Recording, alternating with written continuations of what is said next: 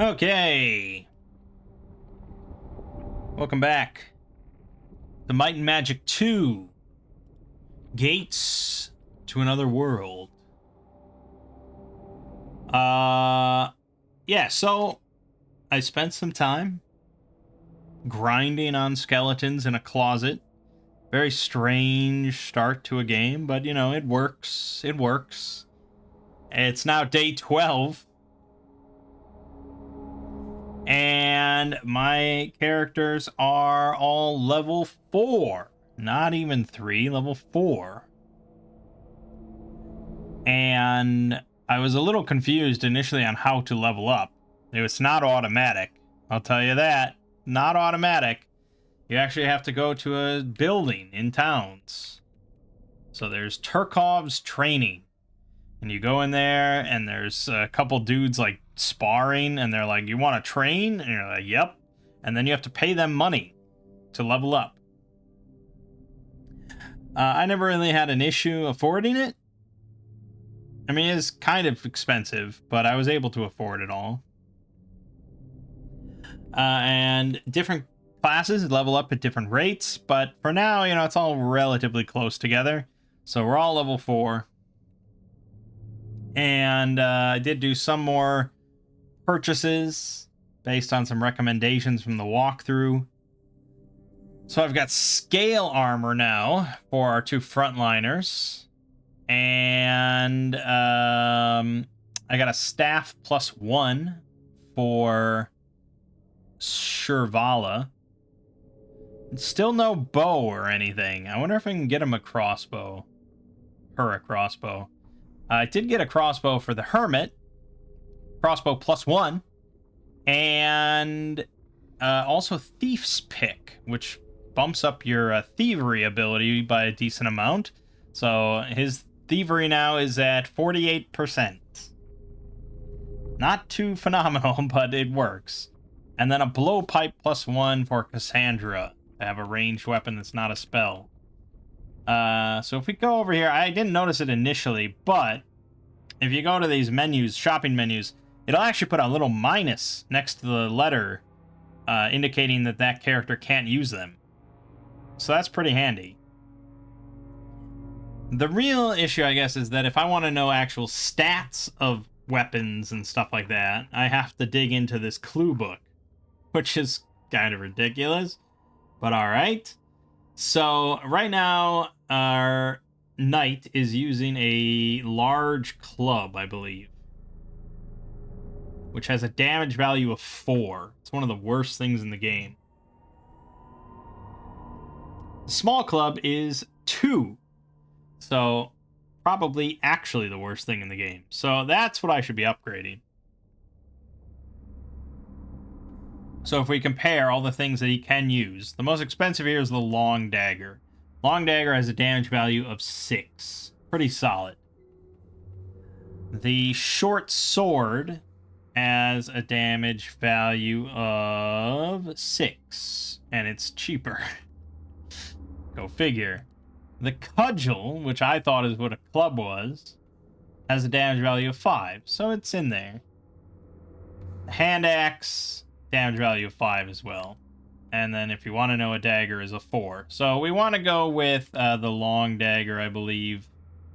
Actually, no. We may as well just go with the short sword, if all things are equal. We'll grab a short sword. But I don't even know if I wanted to do that. It was a little hasty, because if we look at the specials, sometimes these are +1s, and that's how I got a staff +1, the blowpipe +1, crossbow +1. Today it doesn't look like it. The knight can use any of these things if he wants, so he could use the scythe, which has it's a two-handed weapon. Yeah, it's a two-handed weapon, but has a damage value of 9. Pretty nuts. Pretty nuts, but he is a frontliner, so I don't know if we want to go all that way. The sickle is apparently also a two-handed weapon, damage value of 8.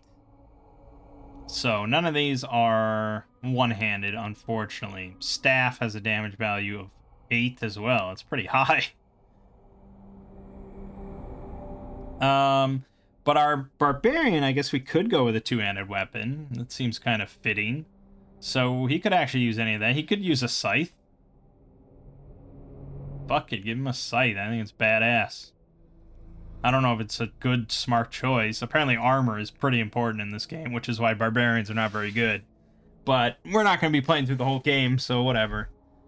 And then for...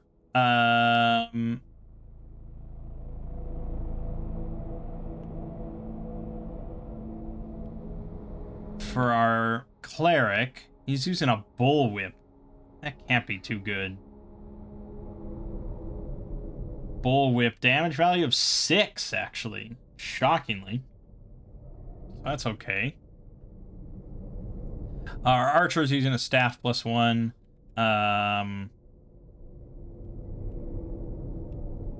But she can use a crossbow, so I feel like she should have the crossbow, just in case. So I'm going to buy her that. And then we got to make sure to go through and remove the large club, equip short sword, remove the small club. This will be a big damage upgrade. Equip the scythe. Oh, remove the small shield as well. And equip the scythe. And then equip the crossbow. And Bob's your uncle. Okay, so we are all set then to go down into the depths of this cavern, of this dungeon, whatever this is. And it's right over here. Stairs to cavern, descend. We are in darkness. And where there is darkness, there needs to be light. So that is going to be cleric spell 215. Done. Alright, there's our cavern. Now, the walkthrough has very specific instructions for going through this initial cavern. Probably has specific instructions for going through all the dungeons. But... so it says to go 3 west. Yep, and we see this sign, danger beware. 1 north, then face west and jump. This vaults you over a very annoying combat. So yes, your sorcerer actually will get access to a jump spell, which I think is 2, 3. To keep scrolling over to different spell lists to be sure what's what. 2, 4 is jump. Okay. We'll get there. Okay. 2, 4. Done. And so now we jumped over the combat. You would never know that that combat was there until you played this game a bunch, which I guess, from what I understand, is how the first one is a lot as well. It's just kind of this trial and error. Then go west into a wall. Then south and west into a combat. Okay. Goblin. Look at those goblins. Look, they're just making it rain with golden coins. Why do the goblins have so much money? Okay. So, I do have sleep. I'm pretty certain. I really should just bookmark some stuff here if I'm going to keep playing, but we're probably just going to move on to the next game, so it's not that big of a deal. But yeah, it's the same number, 1-7 as the first game. Asleep. Asleep, asleep, asleep, asleep, asleep, asleep, asleep. Every last one of them. That's power, baby. Alright, let's attack as much as we can. 15 points of damage. How are you missing? They're asleep. 13 points of damage. He actually hit twice. Uh-oh, we woke one of them up. There you go. Dead. 20 points of damage. Okay, well, you gotta hit it. 20 points of damage. Easy peasy. Jesus. That was my 17th battle. Okay. Good God. Search for treasure. So they left behind a rusty chest. We will search for traps. We found no traps, or we disabled it. You don't know. We each got 48 gold, and Turwin the Third found ring mail. So is ring mail better than scale armor? Not traditionally, I think. I think of like Diablo. I don't think so. But let's just take a gander at armor. Ringmail has an armor bonus of 5. Scale has 4. So Ringmail is slightly better.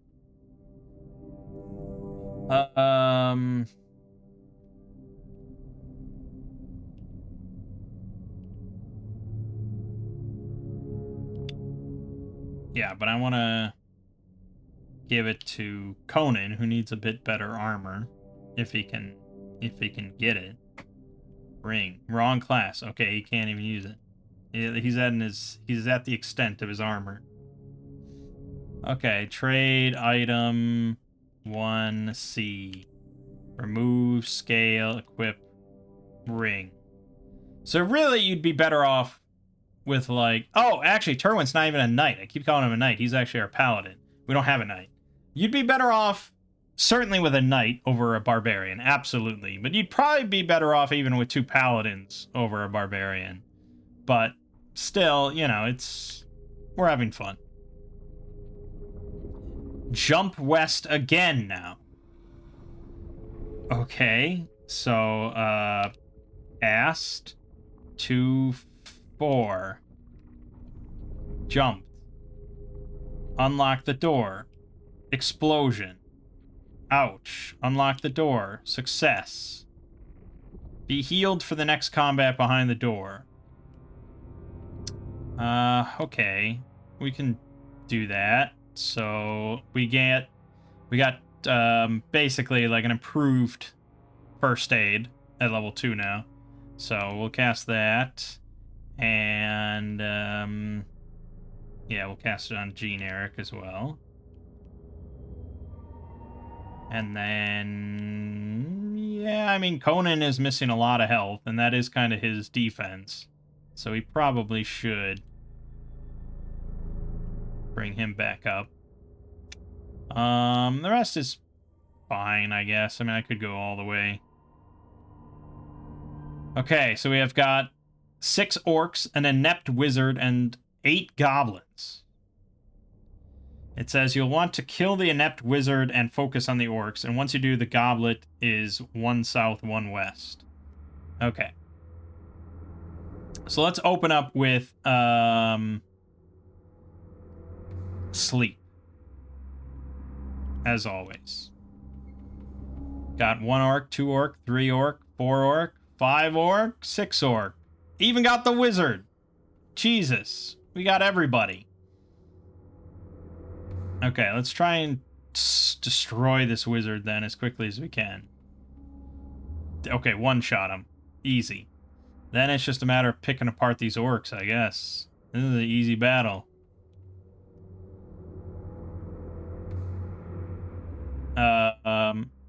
Okay, so generic actually does have now a single target damage spell called Pain. I don't think he got anything else damaging. He did get Silence. He could have used that, I suppose.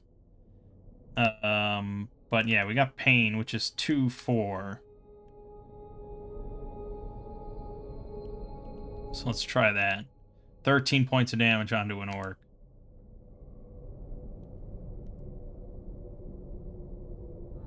Cassandra really should not be shooting. She can do better than that. Shrivala can shoot. Dead. Good. One of the orcs is up.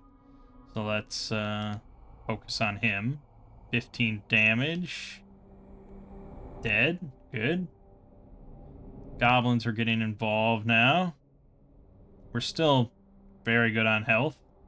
So let's keep killing whatever we can. Goblins are going to be easy. So Sorcerer, she doesn't really have an AoE outside of sleep at the moment. We did get Electric Arrow, which does 4 to 16 points of damage unless they're immune to electrical attacks. But then the other stuff she learned, Identify Monster, Jump, and Levitate. Nothing really useful in combat outside of this. No, not shoot. Cast 2. Yes. On an orc. 16 points of damage. Dead. Yeah, just keep killing goblins for now.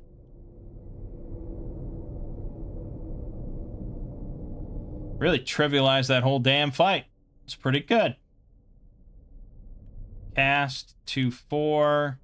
Goblin. Dead. Fight. Goblin. Dead. Cast 2/2. Goblin. Dead. Shoot. Goblin. Dead. Fight. Goblin. Dead. Just shredding them now. So much better than the first game was, where we just missed every attack constantly.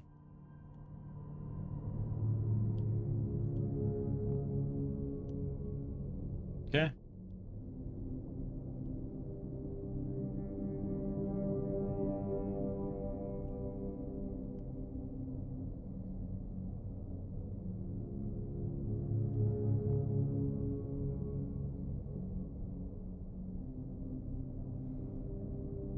Easy.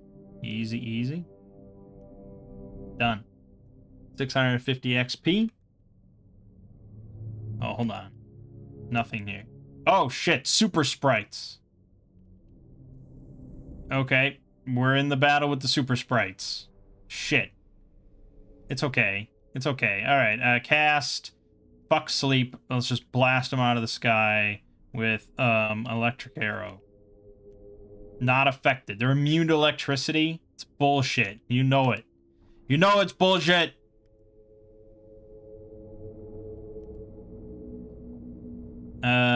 Let's heal Terwin. Oh god, they're hitting for 15. Okay, Flame Arrow? Okay, Flame Arrow does damage. Wow, they have a lot of health. We got one, though.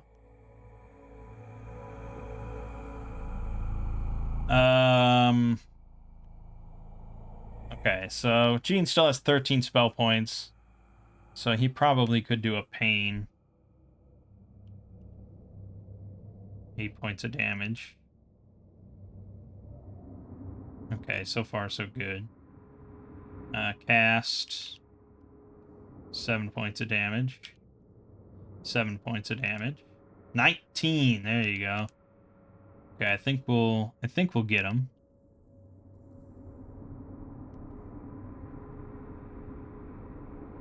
Yeah, all right, we got this.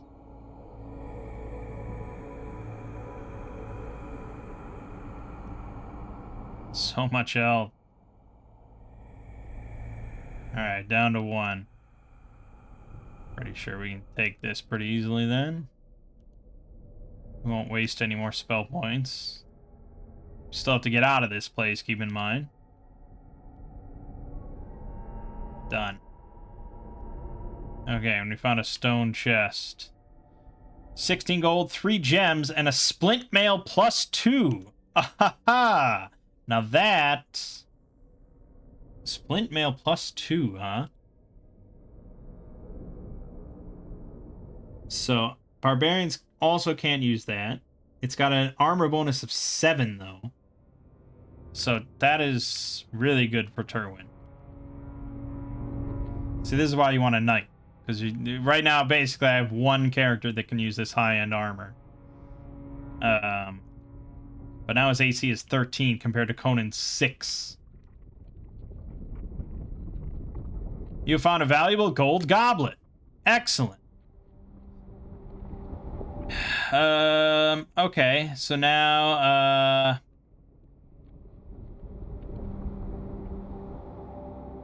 lot of goblins and 4 orcs. Okay, but I ran, which is going to take you right to the exit, and then you can just leave. Done. And then we can hand in his goblet. Ah, you found a goblet. For your bravery, I grant you 2,000 XP, the spell Eagle Eye, and if you search, 1,000 gold. If you search. Now visit my sister Nordona. She lives nearby and could provide valuable information. Search. We each got 166 gold. Excellent. Rest right away. How satisfying is that? Okay, so training. 3 of my characters, my barbarian, my cleric, and my robber, could level up if I fight one more skeleton pack, which is probably worth the very short amount of time that takes. So we'll pop in. Yeah, whatever. Just shoot. Just shoot. Attack. Shoot. Spacebar now. Cast. Turn undead. Boom, boom, boom, boom, boom. Okay, and then you can just hold down Control and A until you win. Perfect. And we'll definitely take some more gold. Unlock the door. Get exploded on, but get out. See how quick that is now? It's nice and good. Nice and good. And then we'll go straight to training. Yep. It's 250 bucks now each. He gets 12 more HP. Cleric gets new spells. Robber gets 6 more HP. Okay, and rest again. Blah, blah, blah. Okay, so we got a few level 5s. And now, yes, our cleric has access to level 3 spells. Ooh. So we got 3-2, 3-3, and 3-4. So 3-2 is create food.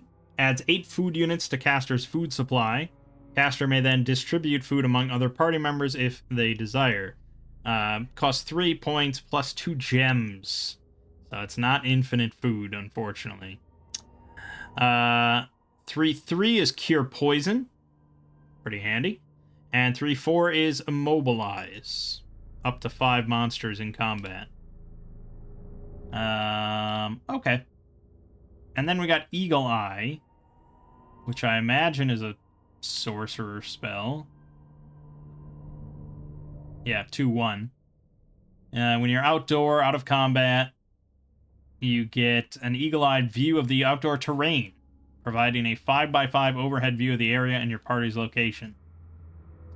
Not too useful when you have maps, but yeah, you know.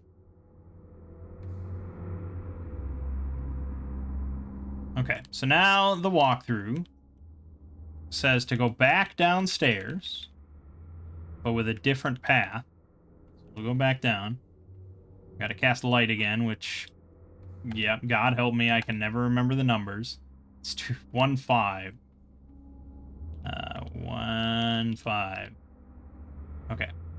Jump over the first combat as before.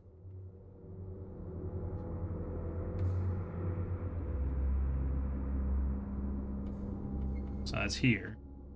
And we're gonna jump, which is this.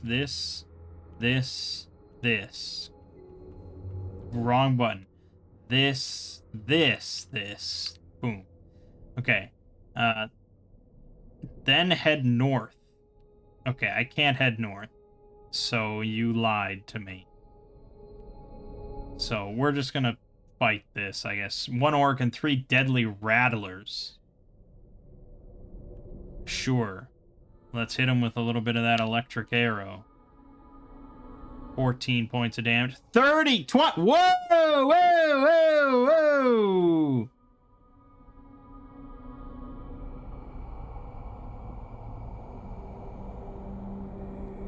Okay, that didn't end well.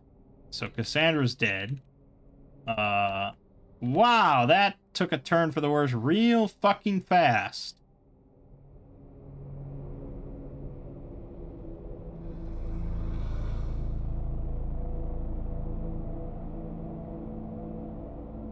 Holy shit.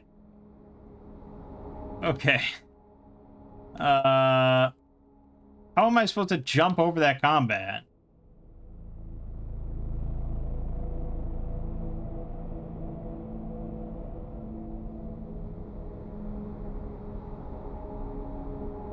Okay, but I can jump over it this way. That's what they meant.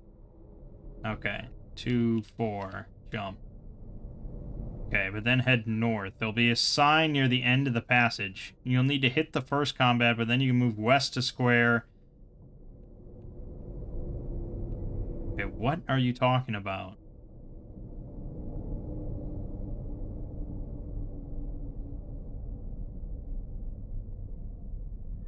Oh, and I was supposed to go talk to Nordona. Fuck. Okay, just do it again. Jump. Lee. Yeah.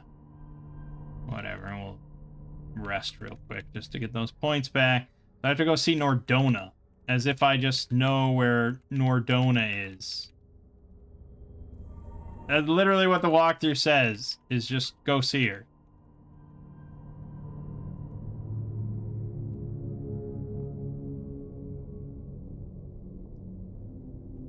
Which is not too useful. I'm sure she's in one of these rooms or something. But it's like, how would you possibly know? Oh yeah, so occasionally you just run into things. Like a pack of giant lizards. And you can just like... Oh, they're actually hostile. Okay, I fled from them the first time, but I thought they were not... This is bad.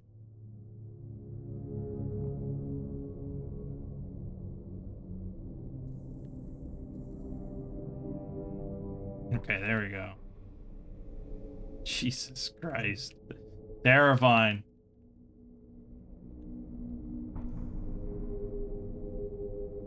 Alright, I guess I should probably look in the map. The map of Middlegate, so we can piece this together.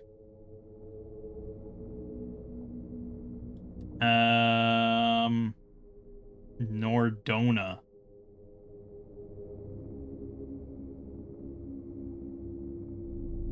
Seriously? It's...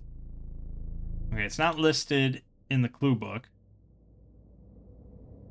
God forbid. The walkthrough... the walkthrough has its own maps, I think. Which are, like, written in ASCII, so it's even harder to tell what's what. But it probably tells you where Nordona is at some point.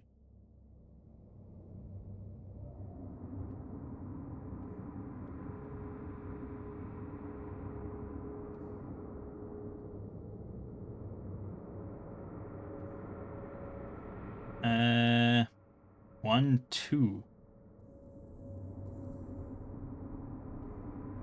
What? Oh, one. Oh. Are you shitting? 1, 2. Okay, so that's all the way. That's. Oh, all right. It's tough, dude. It's fucking tough. And I don't know if this is what I should just expect from all blobbers, or if this is just how old school ones are. I really have no idea. Oh, God! Well, ran from that thing. Okay, so the inn... I need to... No, I'm going too far. I need to go this way. And then that's the poor man's portal. So I need to go... This should be Nordona. Yes, Nordona moans. My kidnapped sons are held captive by the cruel kobolds in the cave under this town. You've braved this treacherous place for my brother. Now rescue Drog and Sir Hiron, and I'll reward you well. Okay. She doesn't get a sprite, but she's there. What the... Why is this in town? It reminds me of the, like, Elder Scrolls 1 and 2 and stuff. You just find monsters constantly in town and attacking you. Wild stuff, man. No! And then I pressed a button, so I automatically went into combat with them. Get out of here. Alright, at least it took me back to the inn. Okay. Okay. Let's head back down. I'm gonna try and consult an actual map this time. Let's go to the clue book, which will have the dungeon cavern below Middlegate. Okay. I don't know. It doesn't really tell you where you start, but I think that's where we start. But then it has no labels of any kind. It's literally just a map. It's basically a map of all the walls and like the doors, and then it lets you, like, probably you could print it out, or it probably came in a book, and then you could mark it yourself, like, oh, right, put an X here, there's an encounter here against some fuckers that'll hit you for 30 damage. Make sure to avoid that. That's, I think, how it was back in the day, which is kind of wild. It's the sort of thing that obviously nowadays, modern, I have no patience for and would never do. But I vividly recall, and I'm pretty certain I've told this story like multiple times. Not much of a story, really. But when Ocarina of Time was coming out, my dad was into video games, but he was more of like a PC gamer and stuff. Like, he played Civ a lot and blah, blah, blah. But, yeah, he was still interested in video games in general back then, and would kind of like talk to us about video games sometimes. And so when Ocarina of Time was coming out, he was reading some articles about it, and he told us that before we got the game, like right before it came out, he's like, oh, there's dungeons and like some woods and stuff in there. I think he was talking about the Lost Woods or something. And you actually have to like take notes and like map it out yourself. And for us, because like I said, we didn't have any of these dungeon crawlers or anything like that. We had never played it. We didn't know they existed. We had like Baldur's Gate 2 and Baldur's Gate 1 and 2 and stuff. So we didn't know games like this existed. So that idea, when I heard that, I was like, holy shit, that sounds awesome. That sounds amazing. Like that, because that's in our console sort of focused world and Baldur's Gate and stuff like that. That idea was so far out of left field that it was unheard of. And it was like, wow, that sounds really cool. Obviously, Ocarina of Time definitely does not require that in any way. But it was a really just awesome thought that I remember. And I remember being very let down by like the Lost Woods and stuff in Ocarina of Time because it didn't require that. So yeah, I wonder how much I would have been into that back in the day of playing like Might and Magic 2 or something like that and actually trying to map out these things. There's another game, a bit more modern, that I did play called Etrian Odyssey on the DS. I think it's a whole series, but I played one of them, where you did kind of have to map out the dungeon as you went through it. That's like the only Blobber I ever played. I didn't get too far in it, but I remember thinking the mapping aspect was really cool. Because you use the stylus and stuff to kind of draw and put symbols on it and stuff like that. Honestly, like a piece of paper and a pencil is a lot easier, really. But it was cool. Anyways, yeah, so based on this map, I have no idea where we're trying to get to. But the walkthrough does have an ASCII map that is labeled. And apparently you can get some hirelings down here. You can, like, rescue them. They're all the way in the fucking corner. Okay, so we start there. He's got... Okay, I mean, this is a useful map, even if it's not very pretty.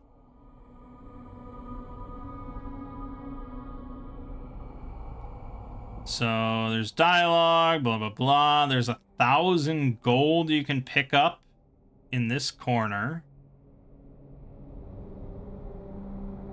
Interesting.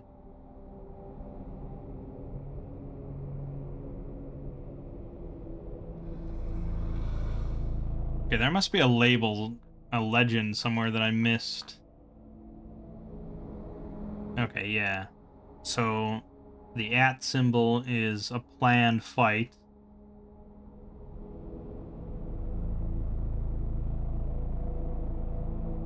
Okay, okay, okay, okay. Doesn't really say.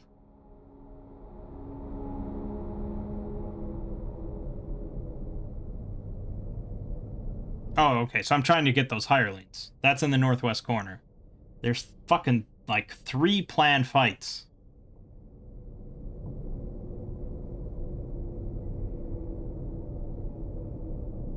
Okay, so if I wanted to map how to get to there easily, it's fucking dense, man.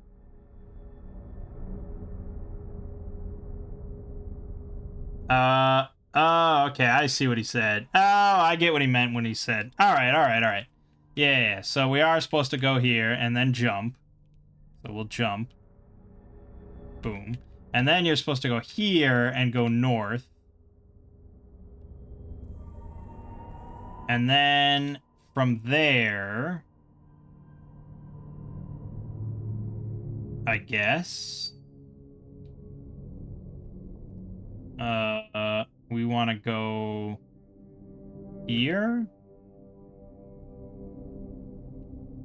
Kobold headquarters, keep out. Yes, this is correct. So we have to do this fight. There's no way to jump around this, but we can jump over the next 2.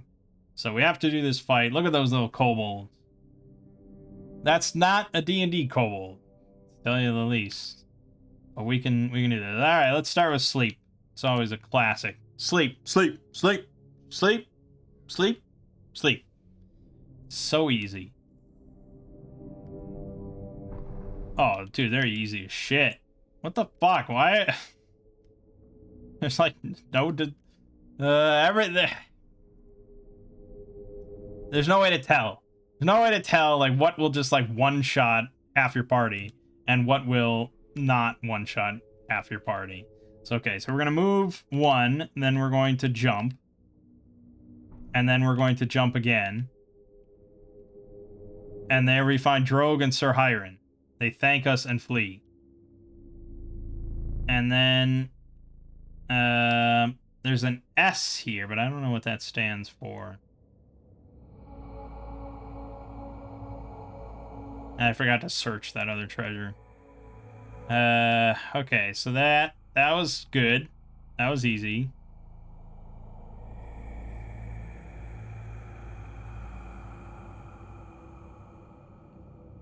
Jump back over the combats, or just run into one and flee, then visit Nordona. Sir Hiron and Drogue are your first 2 hirelings. Okay, so...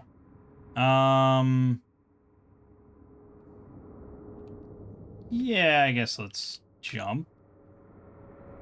Jump. And we bumped into 5 hungry plants and fucking 11 poltergeists. We failed to run. So now we're fucking in it.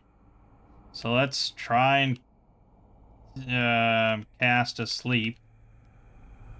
Not affected. Not affected. Nothing's affected. No, nothing's affected. This is gonna be bad.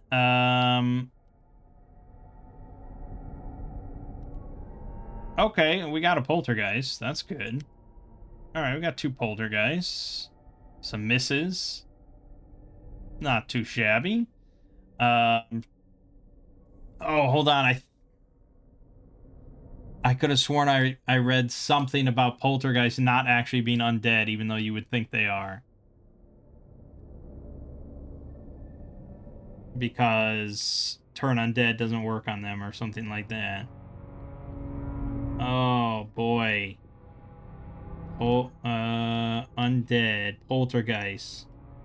Nope, they are undead. Okay, perfect. Maybe that was the first game or something. But we're gonna cast Turn Undead. Boom, boom, boom, boom, boom, boom. Oh, alright, it's pretty good. Okay, we're fine. We're fine. We're fine here. Not affected. Man, sorcerers are pretty gimped early on, which I suppose is true to D&D, but it's always unfortunate. Although sleep, when it works, is ridiculous, so I can't be too upset.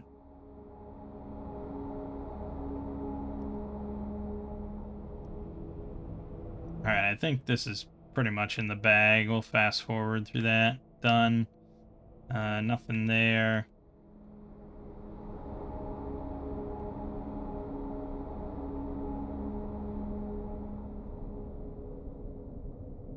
Nope. Fuck. Okay. I feel like I got turned around there. Alright, so we got the sewer rats, we got kobold captains, and we've got 4 of the kobolds. So, pretty simple. Should I just fast forward at this point? Everything, we can probably just mop the floor with them, right? Yeah, mopped the floor with them. And we found a rusty chest that exploded with noxious gas. But we found a bardiche! A bardiche! Now I know you're desperate to know the stats on the bardiche. It's gotta be crazy, right? Bardiche has damage 13! Woo, doggy. Also, we're almost all dead. Except Conan. So we're gonna trade the bardiche over to Conan. Nice. Big damage. Big fucking damage. Alright,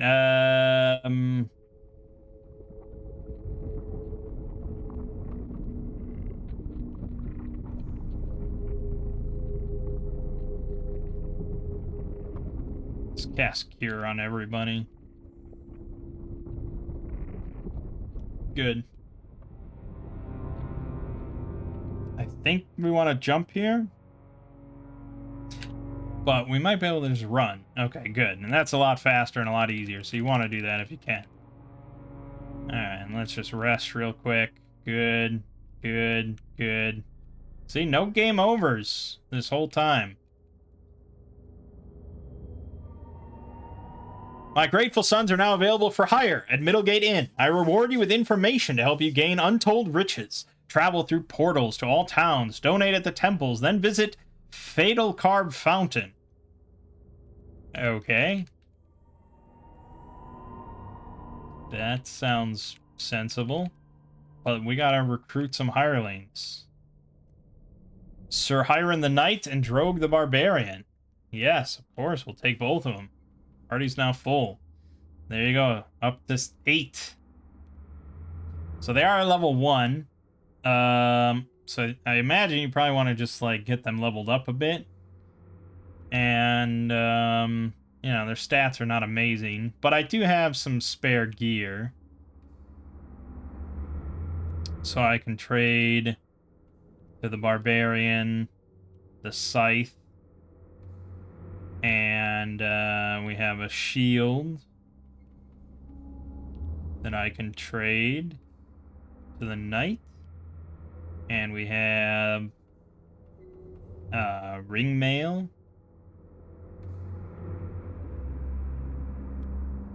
that I can give away, and I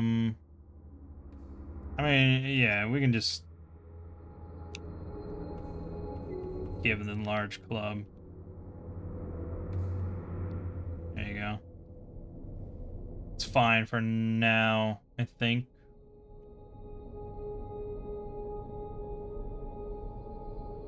Cool. Very cool. Now,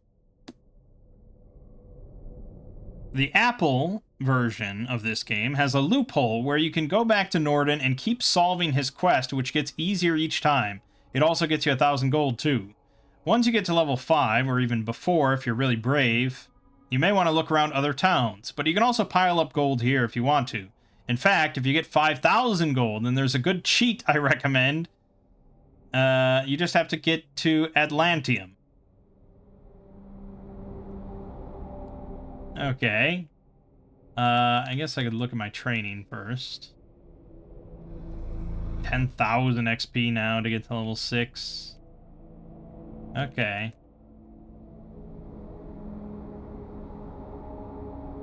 Sure enough, you can keep going after that goblet over and over, which is pretty easy. You just go down here, you gotta cast light, and you go here, and then you cast jump,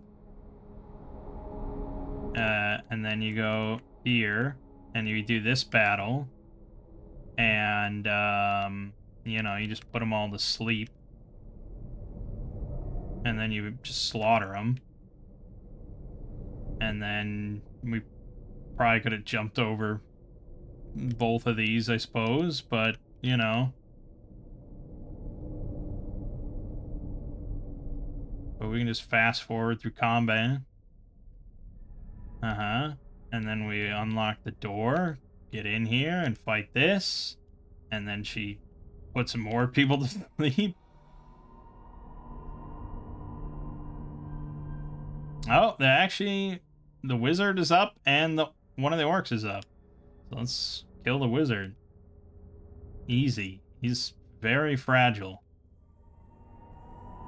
And then we'll fight that one and shoot that one, and he's dead. And then at that point, it's just kind of auto.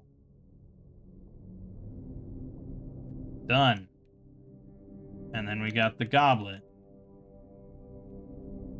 And then we go back. And then we jump again. And we go up. We hand it in. We get 2,000 XP and $1,000. Jesus. That is a bit of an exploit, isn't it? So now, Kerwin, level 5. Shirvala, level 5.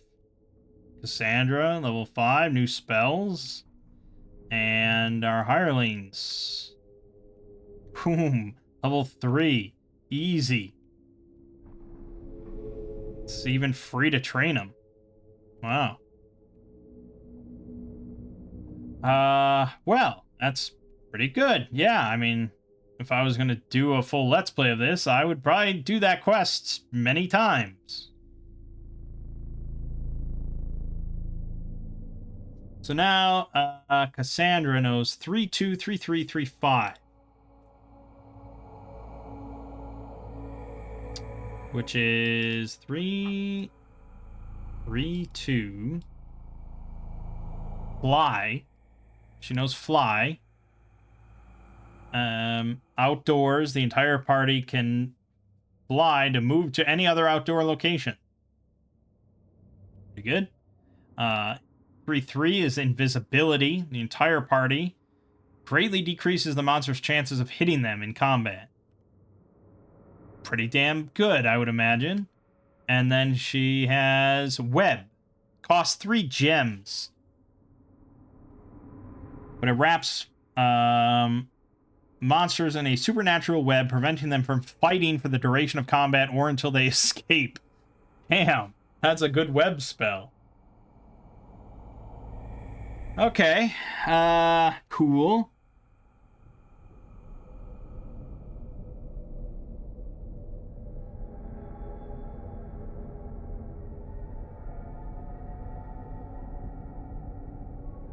So, the walkthrough suggests you get comfortable zapping around to different towns. And that's either using the portal spell, or using the portals in each town, or going outside and using the fly spell. Once you've got 6,000 gold, you can come back here to train for Pathfinder and Mountaineer for your Robber and someone else. That is the best use of money. The Robber is best for Pathfinder Mountaineer because you will be bringing him on class-specific quests later on. Don't worry too much about armors, you'll mostly be avoiding fights you can't win. Other things to do with money include donating at each of the temples. This gets you a FE farthing, which you use in the Northeast Middlegate Fountain when prompted for a castle key, and bind cleric spells at the temples and mage spells at the guilds. This implies that buying memberships to the Mage Guilds is also good. Pick up the spare keys if you have any extra money. And also, once you're at level 5, if you're ready for the next level but don't have the gold to spend on training at Atlantium, wait until you do. The difference is about 6 hit points per level. Holy shit.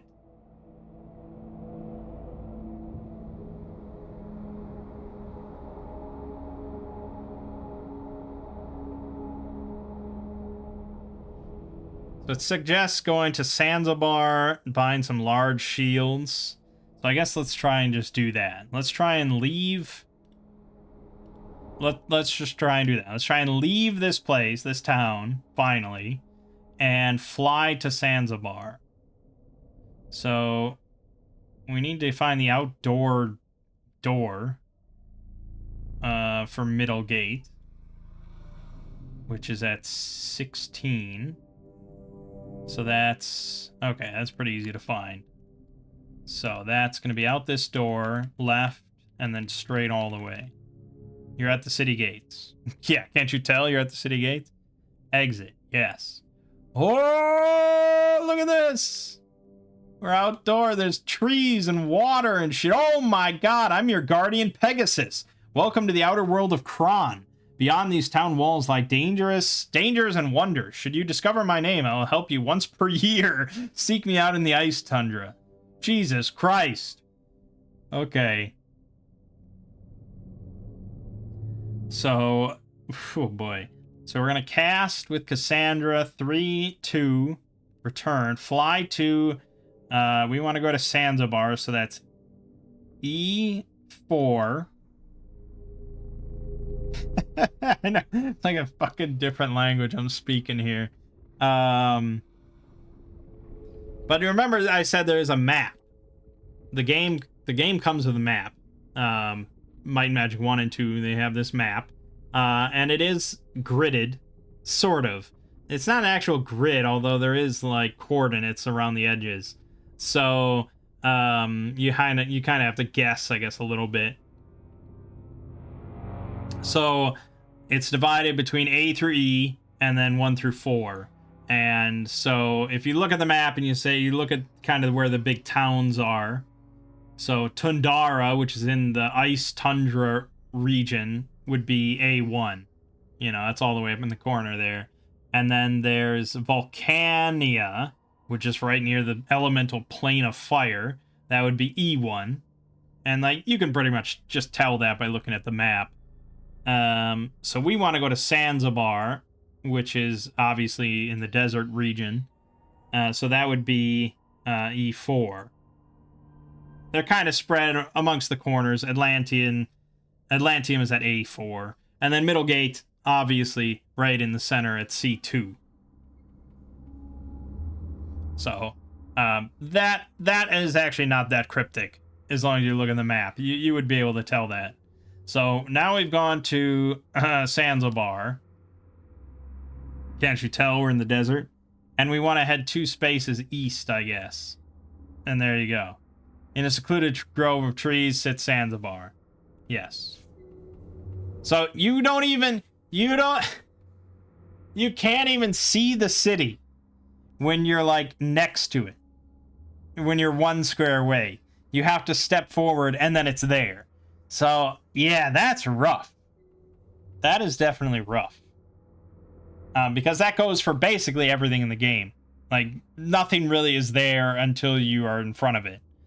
And that's why, like, just so much, like, trial and error and just, like, memorization, you know, and proper mapping and all that kind of stuff. It's so crucial if you wanted to actually beat these games back in the day.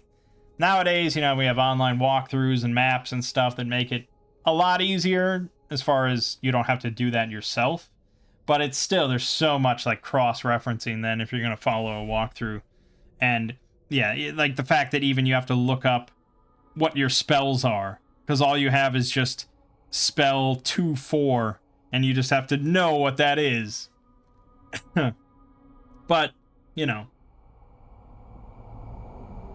As you keep playing and you play for hours and hours, you're going to memorize at least all your common spells. I mean, I already know that 2-4 for sorcerer is jump, you know. Okay, so we're in Zanzibar. So we want to poke around to the Big Al's accessories. I gotta check in with Big Al. Hey, only cowards browse. He's got cutlasses, spears, maces, longswords, scimitars, wakazashis. Okay, you want to know the stats on the scimitar? I know I do. Let's see here. The scimitar has a damage value of 9.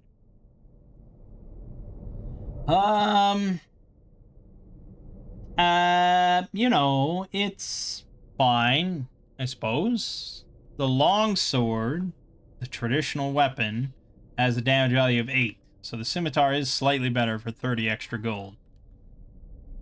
Whereas the mace is 7. So it really ticks down. The spear is also 7.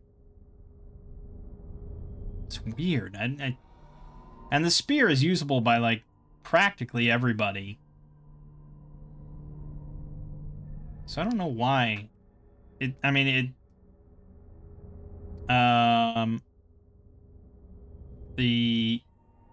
Clerics can't use spears. So that is a big reason to get a mace for a cleric. And then the cutlass also has a 7.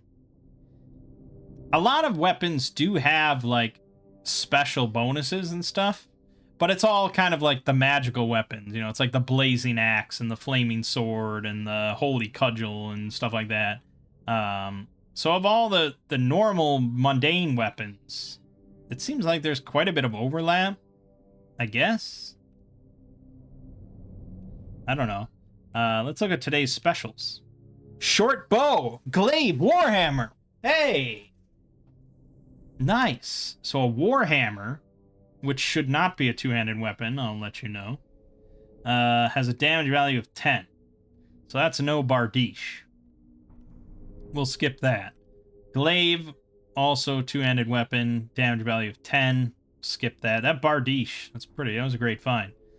I could get a short bow, but really, what's the benefit over the +1 crossbow? None. There is none. Okay, so this all sucks. I was excited for nothing. Well, what we want are the large shields for people that use shields.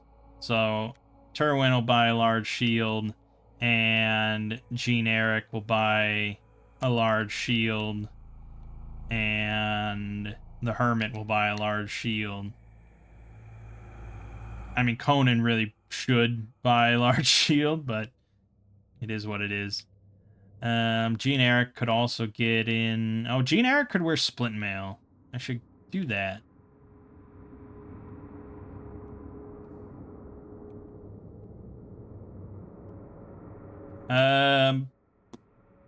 Well, yeah, I mean, I guess I'm buying a scimitar. Why wouldn't I? And then Gene Eric is using a bullwhip right now. We'll give him a mace. I think Shirvala's fine. The Hermit, I mean, he typically sits in the back. He's not really a melee thief, but he does sometimes, so maybe he should also get a scimitar just for fun. Okay. Yes, so remove your short sword, equip your scimitar, remove your shield, equip the shield.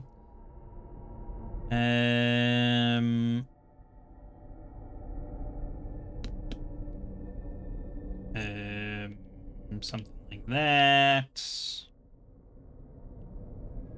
I don't know if he can equip scale armor. He can. Okay, good. And remove that. Good. Remove the long dagger. Remove the shield. Equip shield. Equip scimitar. Good. That's it. Well, that was good. I mean, that's what we came here for, right? Fucking hell. Hypno Beetle putting us all to sleep. And he put Gene-Eric to sleep. That's the guy with Awaken. Sorcerers don't get Awaken. Oh, actually, sorcerers do get Awaken. Oh, Jesus, man. They all cast sleep constantly. Cast. 1/1. Awake. Done.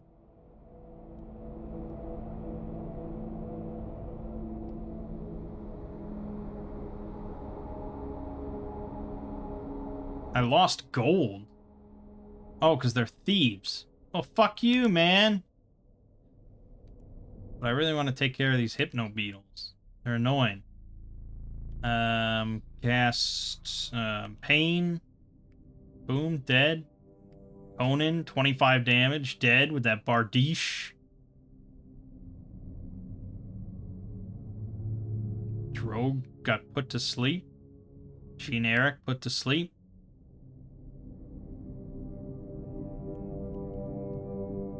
Who'd have thought we'd use the Awaken spell?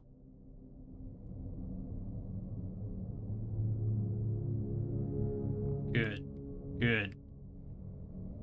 Alright, we're good. Just kill him. Dead. Search. Tin lockbox. Explosion. 15 gold and 3 gems. Okay, so... Monster Bowl. What the fuck? Don't head down the dark alleyways. That's where shit is waiting to mug you. 20 points of damage. It's getting a little ridiculous.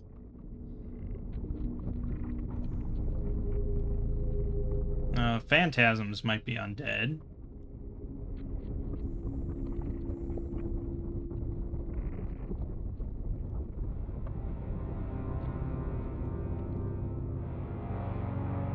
Let's give it a shot. Yep, they are. Easy.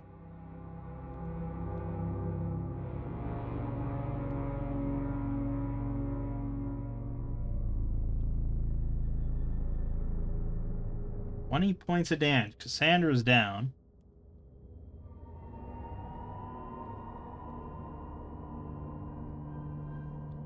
Swamp dogs are no joke. Cassandra's back up. So she will cast Electric Arrow, Swamp Dog.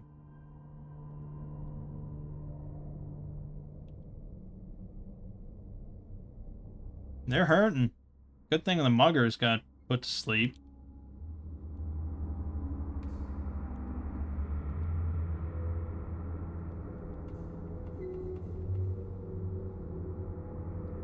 Uh, 2-1 on Hermit. Good. They're asked to sleep. 2-2 on Swamp Dog. 16 damage. Dead. Swamp Dog's dead. Now we can just fast forward and kill him. And find another box. 15 gold, 3 gems, longsword, magic herbs, and a blowpipe. Ooh boy. Should be selling all this stuff.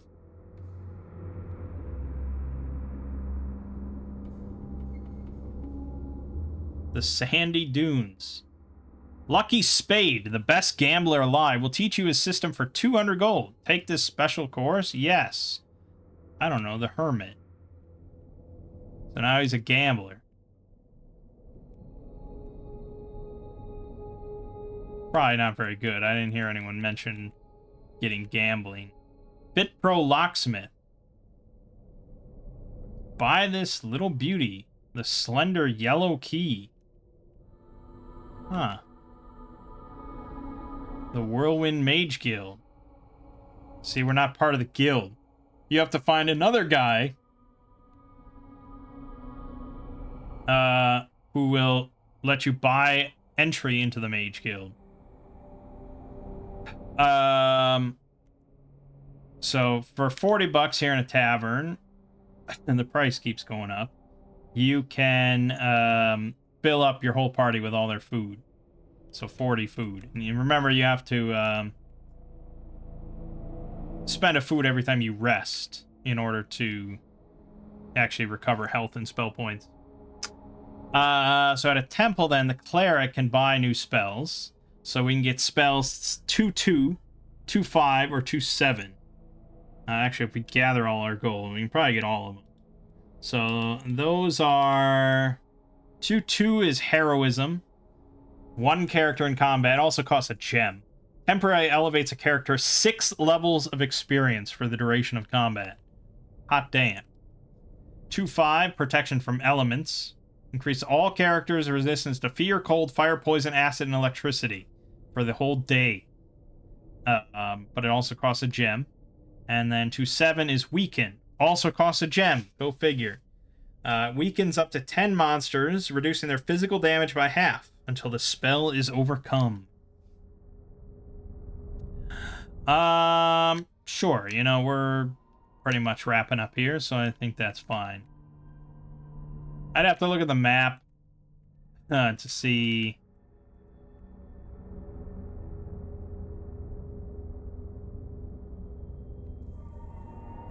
Teach you how to pickpocket for 300 gold. Yes. The Hermit now is a gambler and a pickpocket. What exactly does that do for me? I don't know. I think it's cool, though. Oh, we should go into the embassy. Ronaldo, the ultimate ambassador, will instruct you in the gentle art of diplomacy for 500 gold. Yes. Our sorcerer was now a diplomat. We're just throwing our money around because I feel like it. The Sandy Dunes. Oh, yeah, that was the gambler. I'm trying to find the inn, but... God help you. You're going to run into a batch of fucking hypnotoads. Oh, the slums. We want to stay out of there. The Wizard's Eye. The Beggar's Gift. They'll teach you your party the Wizard Eye spell for 100 gold. Yes. Please teach me. What the fuck is the Wizard's Eye?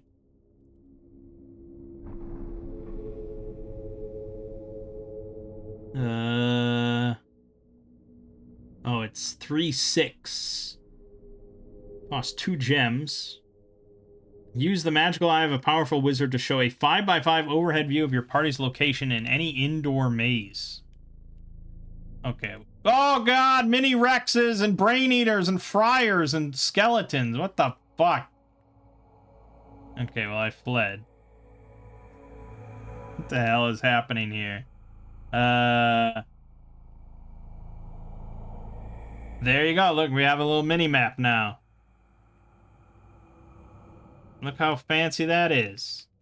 Dude, if I had that all the time, it'd be amazing. This game would be 10 out of 10. Fuck off.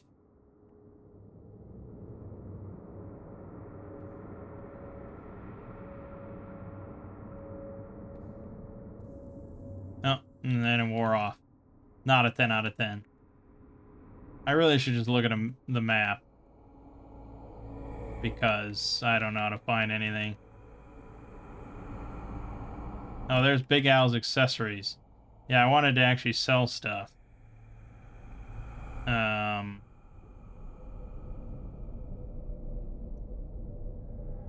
Probably should hand some of that off to the...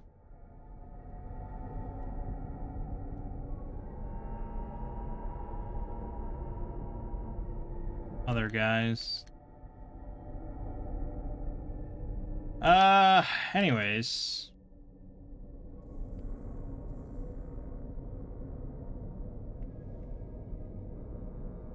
So I think that's gonna be Might and Magic 2. Alright, we gotta go into the Monster Bowl. The Game Master accepts your ticket. Let the battle begin. Oh god. And of course, they're not affected by sleep. Why would they be? Okay, but they died. Oh, and they cast sleep. Okay, but just kill him. Just auto kill him. There you go. require cat corpses and nasty witches. What the fuck is happening?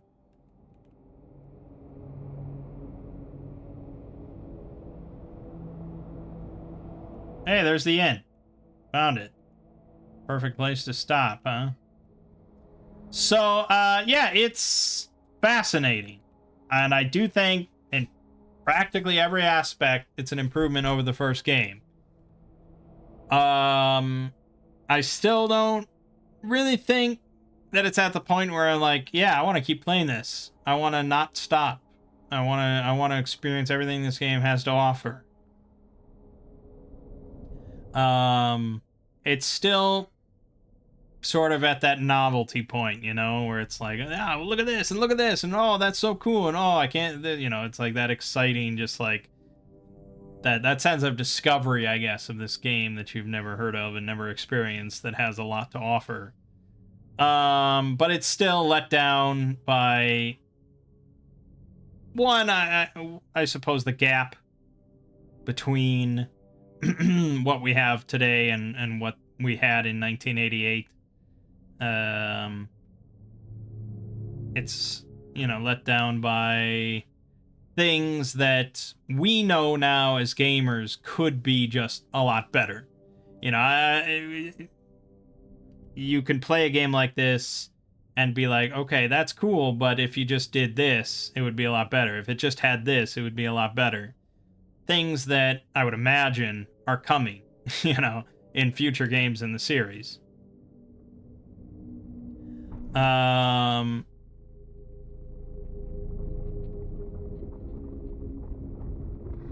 yeah, I mean, blobbers are definitely not. I don't know if they ever were that popular. And they're definitely not too popular nowadays. You don't see that many of them. So that's why it was very interesting to find that one in UFO 50. That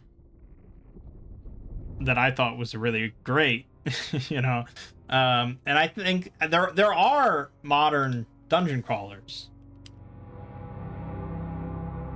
And there's not many. They don't get talked about a whole lot. But like if I go to Steam right now and go to dungeon crawler, see the problem is you put dungeon crawler is not blobber. So I think if I Google Steam blobber, yeah, here you go, blobber central. So, oh, see, this game looks really cool too. Yeah, the first one on the list, like, yeah, I want to play that. But okay, so you have like the D&D Forgotten Realms collection, the gold box. Eye of the Beholder 1 through 3. So that was a whole other little franchise of blobbers. Those actually are a little bit more daunting to me because the combat is like real time. And you actually have to like keep clicking stuff and keep moving, you know, your mouse and like attacking and stuff while managing your party. It seems a bit more stressful than the turn-based stuff. But then, okay, so yeah, I mean, there's modern stuff here though. And like here's a game called Jetatura, which was released in 2022. Legends of Amberland, The Forgotten Crown, released in 2019. Looks great. I mean, I want to play so many of these now. But then you have like the Bard's Tale trilogy, and the Bard's Tale is like OG sort of stuff, and that's rated overwhelmingly positive. You've got like JRPG blobbers. And then you have Legend of Grimrock, which is the one that I've heard of and was tempted to try because it looked pretty cool. I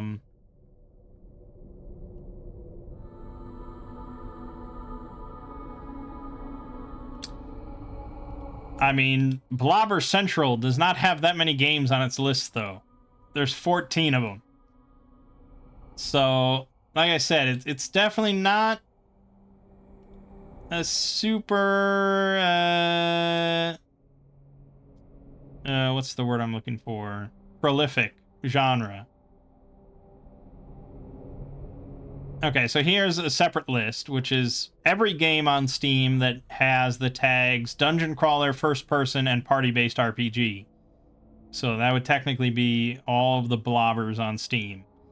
There's 74 of them.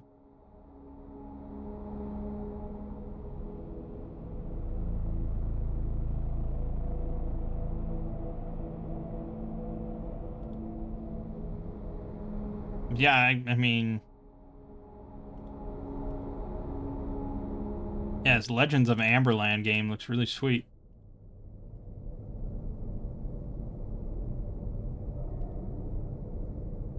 Anyways, getting off topic. We have a lot of Might and Magic games still to go through. We're only 2 in out of 10, I think. So, you know, we have quite a few. And next we're going to be moving on to Might and Magic 3, which from what I understand is when the series starts to get really good. And this is where people start to actually recommend some of these games. So it is on SNES, but we really want to stick to PC at all costs. So just because, I mean, a mouse... Actually, we haven't even used a mouse yet. We've just been using the keyboard. So probably for the first 2 games. Actually, was the second one even on... Oh, the second one was on SNES. No way. How does that control on SNES? It seems like there's so many buttons and, like, options and stuff. I feel like it would just be a lot slower. Probably is a lot slower. Let me just look at some video footage. Might and Magic 2 on SNES. Oh, holy shit, they tell you what the spells are? Of course they do. They have to. It's like a console game. They can't put that in a manual. You know, PC gamers will live with that kind of shit.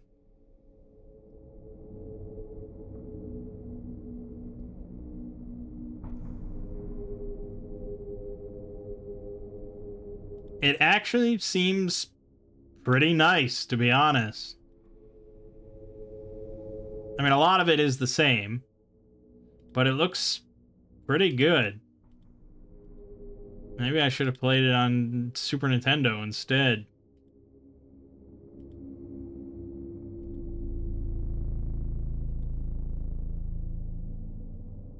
Huh. Yeah, I mean, it definitely seems like it works.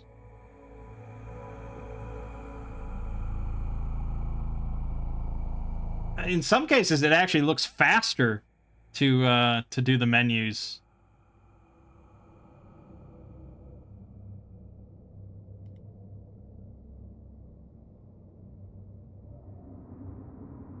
Yeah, it looks great. I would have loved that as a kid.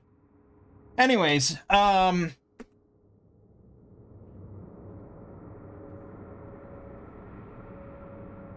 think this might not actually be the Super Nintendo version. This might be the Genesis version. But I imagine they're similar. Anyways, so yeah, Might and Magic 3. We'll be looking at that next time. We'll stick with the DOS version, I suppose.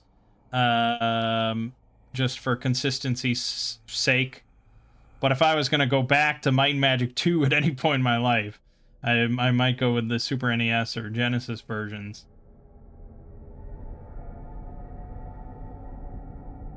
Anyways, my name is Mangg.